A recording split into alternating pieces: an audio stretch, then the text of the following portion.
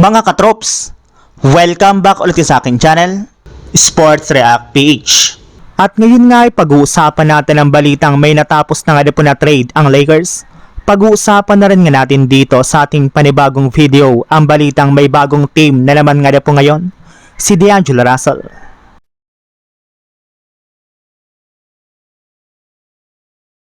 Ilang linggo nga po ang nakakalipas mula ng pag-usapan ng Lakers at ng Atlanta Hawks ang kanilang sign and trade deal patungkol kay Jonathan Kuminga, kung saan gagamitin nga po dito ni Rob Pelinka bilang offer ang kanilang player na si Jared Vanderbilt at ang ilan sa kanilang mga draft pick.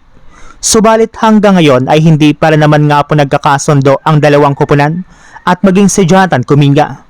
Ayon nga po sa ibinulgar ng isang NBA insider, ayaw nga pong kunin ng Hawks ang $13.29 million na kontrata ni Jared Vanderbilt.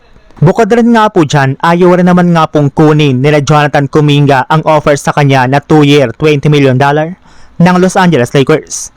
Mas gusto nga po nito ng at least $20 million kada taon, which is hindi afford ng Lakers. Kaya napilitan na nga po ang front office ng Lakers, lalong-lalo na ang kanilang general manager na si Rob Pelinka na tumanggi sa kanilang agreement sa Atlanta Hawks at kay Jonathan Kuminga. Sa madaling salita, hindi na nga po nila kukunin si Kuminga at maghahanap na lang sila ng bagong player na ipangpapalit sa kanya ngayong offseason.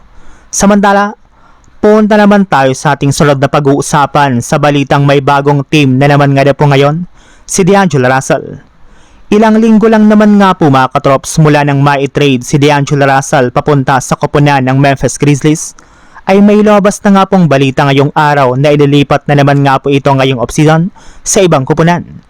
Ayon nga po sa ibinulgar na balita ng isang NBA insider, kumpirmado na nga po na nagkasundo at nagtutulungan na nga po ang kampo ni D'Angelo Russell at ang front office ng Memphis na maghiwalay na lang silang dalawa sa lalong madaling panahon, either sa pamamagitan man niya ng pag-trade sa kanya o di kay pag-buyout sa kanyang kontrata. Sa ganitong paraan nga po ay hawak na nga ni D'Lo ang desisyon kung saan team siya sunod maglalaro. Marami na rin naman nga pong mga teams ngayon ang nangangailangan ng point guard sa kanilang lineup, katulad na lang ng Miami. Hindi na rin naman nga po ganon kalakihan ang hinihingi nitong kontrata na umaabot na lang ng veteran minimum contract. So yun lang mga katrops, ang handog kong storya ngayong araw. Sana nag-enjoy kayo, please like and subscribe my YouTube channel, Sports React PH, para sa iba pang storya at update patungkol sa NBA. Kita-kits muli sa ating susunod na video.